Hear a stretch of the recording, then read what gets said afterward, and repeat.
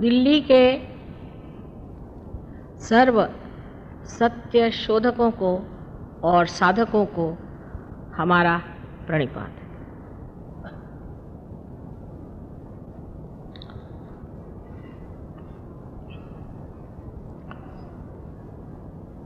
आज के जो प्रश्न मेरे सामने आए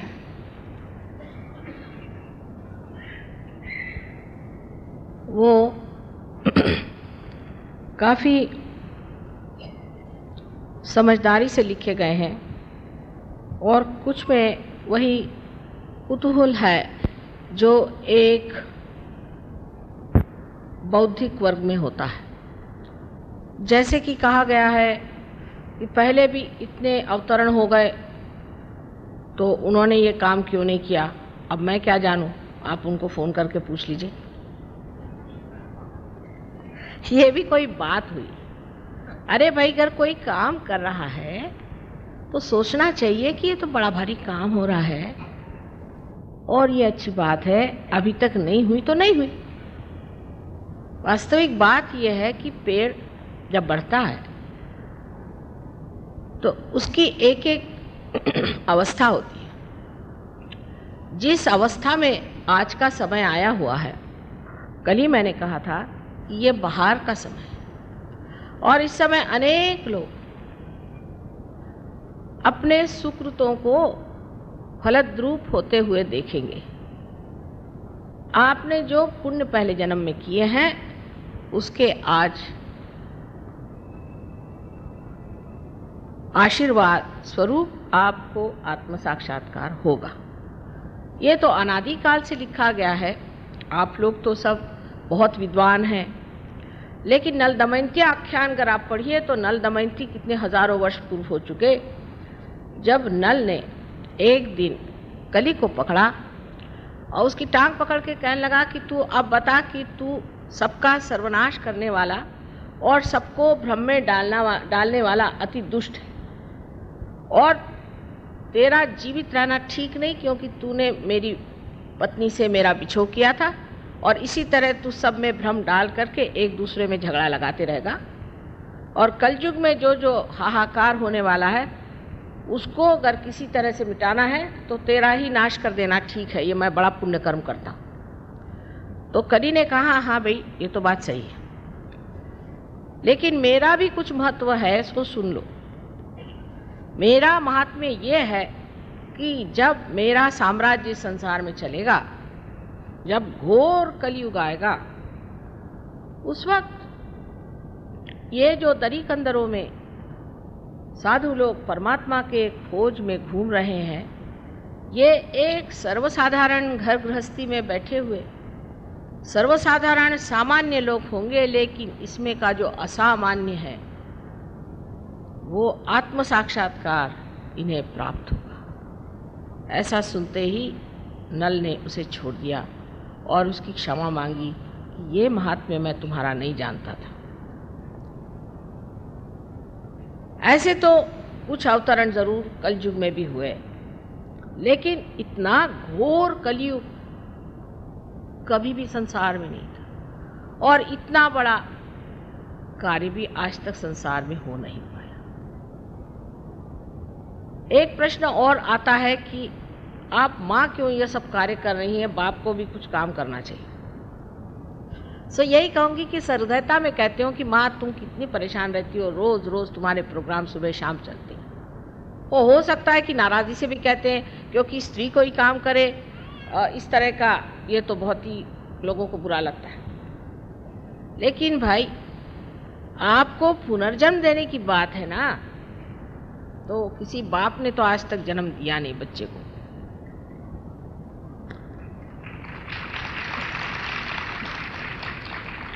और ऐसी मेहनत करनी पड़ती है इस बार, बड़ी सबूरी चाहिए, बड़ा प्यार चाहिए, बड़ी समझ चाहिए, बड़ा दुलार चाहिए, सूझबूझ चाहिए और आखिर तक पार करने की इच्छा बनी ही रहना चाहिए। ऐसे अगर श्री कृष्ण होते तो वो आधे लोगों को तो दिल्ली में सुदर्शन से ही उड़ा देते। ऐसे अगर राम होते तो वो घबरा के वनवास चले जाते, और अगर जीसस क्राइस्ट आते तो अपने को सूली पर चढ़ा लेते, और बुद्ध आते, महावीर आते तो बैराग लेकर के वो अपने कार्य में निकल जाते। ये कार्य एक माँ ही कर सकती। मैं मानती हूँ अपने देश में नारी का इतना मान नहीं जितना होना चाहिए, विशेषतः उत्तर हिंदुस्तान में मान नहीं है। यत्र नार्या पूज्यन्ते तत्र रमन्ते देवता। जहाँ स्त्री पूजनीय होती है और पूजी जाती है वहाँ देवता का रमण होता है। लेकिन हम लोगों के यहाँ जब औरतें मर्दाना पना करती हैं तो जितने मर्दों के गलत गुण हैं वो लेकर के इस कदर उनके तौर तरीके खराब हो जाते हैं कि मनुष्य सोच ही नहीं सकता कि कोई स्त्री मां स्वरूप होकर के भी शुभ कार्य कर सकती। मैं इसका दोष सिर्फ अज्ञान को दूं। ये काम बहुत कठिन है, पहाड़ जैसी कुंडलिनी उठानी पड़ती। बहुत से लोगों के अंदर जो कुंडलिनी आहत एक सांप की तरह छटपटाती कि माँ मुझे किसी तरह से तो ये शुभ कार्य करने दो, क्योंकि आप सबकी जो एक व्यक्तिगत माँ है, आपकी अपनी जो एक माँ है वो है कुंडलिनी, और छटपटाती है कि देखो मेरे बेटे ने मेरी ये हालत कर दी, मैं इसको कैसे जन्म दूं। उसको संभाल के, पुचकार के, संवार के जागरूक करना है, और वो भी सामूहिक तरह से ये कार्य आज होना चाहिए, क्योंकि पहले ज़रूर थोड़े लोग आत्म साक्षात्कारी होते थे, लेकिन उनको तो सबने छला ही, उनको किसी ने मारा नहीं और सताया। और किसी किसी गुरुओं के बारे में पूछा है कि उनको कैंसर की बीमारी हुई तो वो क्यों नहीं ठीक हुए। उनकी कोई माँ उस वक़्त नहीं थी, सारे दुश्मन ही उनके रहे, और हो सकता है उनमें से कोई आत्म साक्षात्कारी भी न रहा हो। इसलिए ये बेकार की बातें करने से क्या फ़ायदा है। हमसे आपसे कोई झगड़ा तो नहीं है। माँ की भाषा में ये कहना है कि खाना बना दिया है बेटा, भूख होगी तो खाना खा लो। ये सहज सरल बात एक माँ की है। इतना गहन विषय है ये, इतना सूक्ष्म विषय है कि पहले आदमी को स्थिरता लाना ही बड़ा कठिन जाता है। मैं देखती हूँ जरा सा इधर से बच्चा उधर गया, सबकी नज़र उधर चली जाए। एकाग्र होना भी कितना कठिन है, और उसके बाद फिर समग्र होना। इसलिए आपसे मैं विनती करती हूँ कि कृपया अपनी जो भी मुझे बात कहनी है उसे आप एकाग्रता से पहले सुनें। जैसे कि साइंस में पहले एक धारणा यानी हाइपोथेसिस दिया जाता है कि ये हाइपोथेसिस है, और फिर उसको सिद्ध करने के बाद लोग मान लेते हैं कि यही कायदा है। इसी प्रकार आपको भी सहयोग के ओर और कुंडलिनी दर्शन के ओर नज़र करनी चाहिए। हर बात में कुछ न कुछ विरोध की बातें करने से हम कहीं नहीं पहुंच पाते, पर विरोधात्मक बुद्धि होने की वजह से हर जगह का विरोध हम खोजते रहते हैं। जैसे कि आप में और फलाने गुरु में क्या अंतर है? बहुत अंतर है। जिन गुरुओं के यहाँ सेवा की बड़ी बड़ी पेटियां लगी रहती हैं वो तो आपके नौकर हुए। जो आपसे रुपया पैसा लेते हैं उनमें हम में बहुत बड़ा अंतर है। वो आपकी कुंडलिनी जागरूक नहीं करती। सिर्फ बातचीत ही बातचीत से हो जाएगा? हमने कहा बेटे हमने खाना परस दिया, आप खाइए, और ना वहाँ थाली न कटोरी न कुछ नहीं, यहाँ खाइए खाइए ना खाइए, खाते क्यों नहीं? आप कहिएगा कि यहाँ है क्या, लेकिन ऐसा नहीं लोग सोचते हैं। जो भी भ्रम दिमाग में डाल दे बस उसी को मानने लग जाते हैं, क्योंकि ये घोर कलयुग है। कोई सा भी भ्रम किसी ने डाल दिया, मैं तुमको एक नाम देता हूं, गुरु। अरे भाई, नाम देने के लिए गुरु काहे के लिए चाहिए, मेरी आज तक समझ में नहीं आया। नारद ने वाल्मीकि को राम का नाम बताया था। कहाँ वाल्मीकि, कहाँ नारद? क्योंकि उनका राइट हार्ट, जिसे हम कहते हैं, चक्र पकड़ रहा था, इसलिए उन्होंने राम का नाम बताया। सब डाकुओं का राइट हार्ट पकड़ता है, लेकिन आप कोई डाकू है, आप क्यों राम का नाम ले रहे हैं? आपका जो चक्र पकड़ा है वही ना आपको नाम दिया जाएगा, और जब चक्र छूट जाएगा तो भी आप उसको रटते जाइएगा। जिसको देखो वही कुछ ना कुछ नाम देता है। एक महाशय तो 600 पाउंड लेकर के ऐसा नाम देते हैं जैसे ठिंगा, इंगा, पिंगा, और उसको गुप्त रखने को कहते हैं। आप बेवकूफों की कमी नहीं गालिब, वही हालत कहनी चाहिए। नाम देने वाला गुरु कभी भी सही नहीं हो सकता। कौन से चक्र पकड़े? क्यों नहीं उनसे आप सवाल पूछते कि भाई तुमने मुझे ये नाम दिया, सो कौन से चक्र की वजह से दिया, कौन मुझ में दोष है, किस लिए मुझे ये नाम आपने दिया? सवाल होना चाहिए। सवाल तो मां से होते हैं क्योंकि हमने पूरी स्वतंत्रता दे रखी है, और दे रहनी चाहिए। सवाल होने चाहिए, जिससे मैं खुश होती हूँ कि बच्चों ने सवाल तो किया है।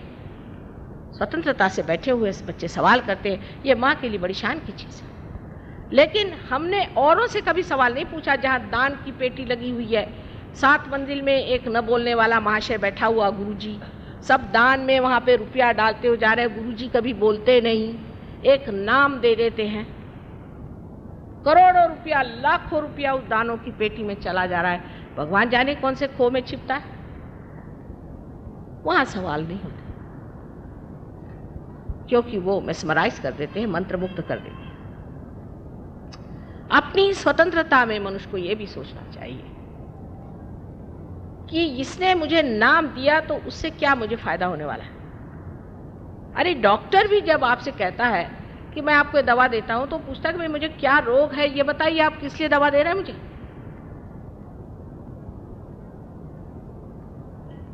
और अपने देश में नाम देने वाले गुरु इतने फैल गए हैं कि अब कोई भी आदमी जेल से भी छूटे और वो काशाय वस्त्र पहन के घूम के घर आकर यहाँ 12 खंबा रोड पे बैठ जाए और नाम देने लग जाए, तो मैं आपसे कहती हूँ कि सब लोग वहां दौड़ते चले जाएंगे यहाँ से। पहली चीज जान लेना चाहिए कि नाम देना व्यर्थ की चीज है। आज मैं भक्ति की बात कर रही हूँ। अब ये हुआ कि 2 गुरु हम रख सकते हैं, कि 4 गुरु रख सकते हैं, कि 10 गुरु रख सकते हैं। बाबा कोई गुरु मत रखो, कलयुग में सदगुरु मिलना मुश्किल है। मैं कहती हूं आप ही अपने गुरु हो जाओ। हो गए, महान गुरु हो गए, उन्होंने आपका गुरु का स्थान बना लिया है, और उसी गुरु के स्थान पे आप अधिष्ठित हो जाओ, उसी पे विराजो, और आप ही गुरु बन के अपना भी और दूसरों का भी संचालन करो, उनका गाइडेंस करो। किसी को गुरु बनाने की जरूरत नहीं, इस माथे को किसी के सामने झुकाने की जरूरत नहीं। ये माथा जो है, यहाँ 11 रुद्र के 11 बड़े जबरदस्त विध्वंसकारी चक्र है। इसको आप जिसके उसके सामने झुकाते फिरते हो। मंदिरों में गए, वहां कोई पंडित जी बैठा हुआ है, बिल्कुल बेकार चोर आदमी, उसके सामने जाकर सर झुका दिया। पंडित जी बैठे हैं, पंडित जी पंडित जी पंडित जी आए, उन्होंने आपके माथे में कुमकुम लगा दिया। उसके बाद पता हुआ, बाहर आते आते चक्कर आके गिर गए। हनुमान जी ने पता नहीं क्या कर दिया कि हम मंदिर में गए थे, उस दिन से आज बीमार हो गए। अरे भाई, वो हनुमान जी ने थोड़ी किया, वो बैठे हैं ना हनुमान जी के वहां। ये भक्ति की जो गलतियां हैं उसको समझ लेना चाहिए। भक्ति का मतलब ये नहीं है अंधी श्रद्धा, कभी भी नहीं। श्रद्धा भी आपको आत्म साक्षात्कार के ही बाद आनी चाहिए। मैं आपसे बार बार कहती हूँ कि मेरे पैर मत छूओ। क्यों छूते हो मेरे पैर? मैंने आपको दिया ही क्या है? मैं जब आपको कुछ दूं और आप सोचें कि मुझ में कोई बात है तो ठीक है, आप पैर छू लीजिए, लेकिन क्यों इस माथे को सबके सामने झुकाना? गुरु नानक साहब ने कितना सुंदर काम किया कि जितने आत्म साक्षात्कारी गुरु थे उनकी ही किताबें ले करके और ग्रंथ साहब बनाया। और झुकना है तो ग्रंथ साहब के सामने झुकिए, माने आप चैतन्य के आगे झुक रहे हैं, ये कहा था। मोहम्मद साहब ने भी यही कहा कि किसी के सामने मत झुको। आज सवेरे बहुत से बीमार लोग आए थे, उनमें से 99% लोग गुरुओं के चक्कर में बीमार थे। किसी को कैंसर, किसी को हार्ट ट्रबल, किसी के पैरालिसिस, किसी के कुछ, सारी बीमारियां इन गुरुओं से पाई हुई है। अच्छा है साहब, पैसा देकर के आप बीमारी खरीद रहे हैं? यह कोई भक्ति हुई? भक्ति में एक चीज जिसको मराठी में डोळस भक्ति कहते हैं, आंख खोल के भक्ति करना चाहिए। ये देखना चाहिए कि इनके पास गया हुआ आदमी जो है उसका क्या हाल है, ये दे क्या रहा है, ये परम दे रहा है या कुछ कहीं की विभूति आ गई, कहीं का डायमंड आ गया। आपके ड्राइवर नौकरों को नहीं मिलेगा डायमंड। अगर आपके पास 25 डायमंड हो गए तो एक डायमंड मिलेगा और बाकी सब गायब। ऐसे चक्करों में आप रह करके बाद में हार्ट अटैक लेकर मेरे पास पहुंचते हैं, माँ हमें हार्ट अटैक आ गया। ये भक्ति का हमारा स्वरूप है। डॉक्टर वॉरेन आप लोगों को बहुत मानते हैं और वो ये सोचते हैं कि आप लोग बड़े धार्मिक हैं, लेकिन भोलेपन की भी कोई हद होती है। इतना भोला होना अच्छा नहीं है, ऐसे गलतफहमी में घूमना अच्छा नहीं है। कोई भी आदमी जेल से छूट के आए, चाहे कहीं से आए, इसका पता नहीं किया आपने कि कौन है क्या है, और लगे उसके पीछे में। हमारे सरकारी नौकर, हालांकि हमारे पति एक सरकारी नौकर रहे और मशहूर है, बहुत ईमानदार, बहुत शरीफ आदमी, सब ऐसे ही गुरुओं के पीछे भागते। क्या उनके पास अकल नहीं है? अरे बड़े बड़े मंत्रीगणों का यह हाल है, छोड़िए बेचारे सरकारी नौकरों को।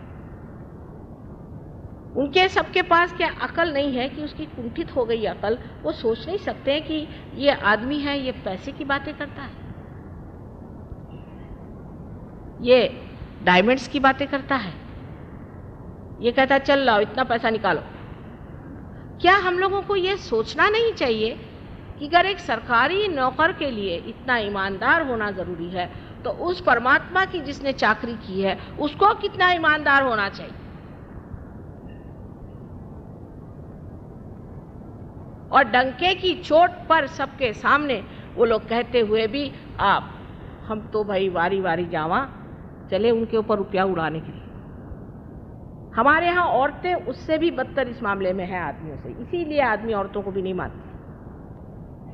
कोई गुरु बाबा जी आके बैठ गए, वो प्राइवेटली में जरूर औरतों से बात करें। प्राइवेट क्या होता है परमात्मा के मामले? क्या परमात्मा प्राइवेट है?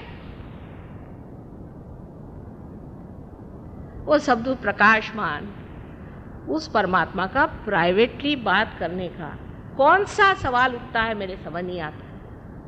और हर तरह की चीजें आपने सुनी होंगी, अपने मंदिरों में होती है। जो जो बातें सुनी है तो ऐसा लगता है कि हे प्रभु, तुम्हारे नाम पर कितना अधर्म मेरे देश में हो रहा है। और बाहर जब जाते हैं तो लोग बताते हैं हाँ हाँ हाँ रहने दीजिए, आपके यहाँ मंदिरों में आजकल गांजा बिकती है? हाँ, महालक्ष्मी के मंदिर में बंबई में गांजा बिकते हैं। पुलिस से कहो तो कहता नहीं भाई हमारा कोई मतलब नहीं। वो कहते हैं कि आपके मंदिरों में जो हाल है आप जाके अंदर देखिए क्या हाल है। लेकिन हम लोग इस ओर नजर नहीं करते। हम लोग सोचते नहीं कि परमात्मा शुद्ध है, पवित्र है, शुभकारी है। ऐसे अशुभ चीजों के तरफ जब हम अपनी नजर घुमाएंगे तो हमारा भी अशुभ होने वाला है। हमारा क्या शुभ होगा? सबसे पहले भक्ति में ये जानना चाहिए कि आंख खोल करके भक्ति